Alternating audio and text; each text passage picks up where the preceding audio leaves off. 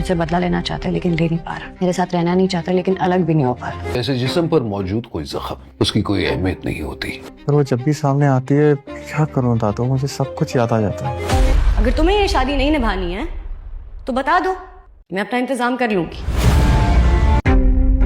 नाफरमान औलाद के साथ रिश्ता ऐसे ही कायम रखते हैं। वो जगह याद आ जाती है, कैसे उसने सबके सामने बेइज्जत करके निकाला था। मेरा कसूर ही है कि मैंने अपनी जिंदगी के दोनों इम्पोर्टेंट आदमियों को तब पाना चाहा जब मैंने खुद अपने हाथों से उनको दूर कर दिया।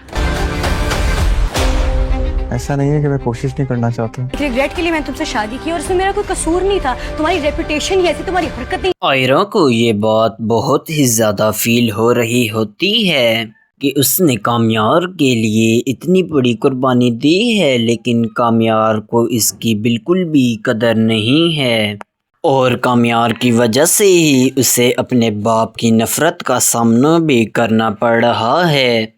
लेकिन इस बात की कामयार को बिल्कुल भी परवाह नहीं है, इसलिए आयरा बहुत ज़्यादा गुस्से में होती है। आयरा अब कामयार से आकर भी यही बोलेगी कि तुम चाहते क्या हो मुझसे गलती हो गई है ना, और उस गलती की मैं तुमसे माफ़ी भी तो मांग रही हूँ। और बोलेगी कि मुझे पहले तो तुम्हारी बात पर एतबार भी नहीं था, लेकिन अब मैंने तुम्हारी बात पे एतबार भी करके अपने घर वालों को भी तुम्हारे लिए सिर्फ छोड़कर इधर आई हूँ, लेकिन तुम अभी तक मेरी कदर नहीं करते और मेरे से अच्छी बात भी नहीं करते और मेरे साथ भी बिल्कुल भी नहीं रहते। लेकिन कामयार आगे से जवाब देगा आयरा को कि मुझे जिस वक्त तुम्हारी सख्त ज़रूरत थी तुम उस वक्त मेरे साथ नहीं थी, तो अब क्या फ़ायदा। और बोलेगा कि तुम अब ये देखो कि मेरे साथ जो कुछ हुआ था वो ही अब तुम्हारे साथ भी हो रहा है।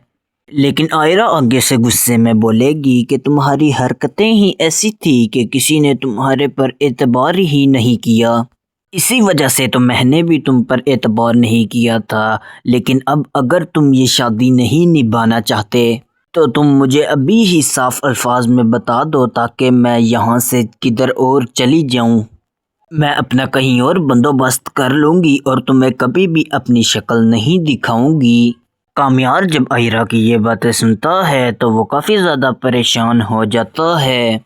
अब कामयार रूम से चला जाता है और काफ़ी ज़्यादा परेशान भी होता है, लेकिन दूसरी साइड पर आयरा भी इन बातों से बहुत ज़्यादा परेशान हो जाती है और रो रही होती है। लेकिन अगले दिन ही जैसे ही आयरा हॉस्पिटल में जाती है तो उससे उसका वालिद मिल जाता है। तो आयरा उससे कुछ कहे इससे पहले ही इसका वालिद इसे काफ़ी ज़्यादा बातें सुनाता है, जिसकी वजह से आयरा रोने लग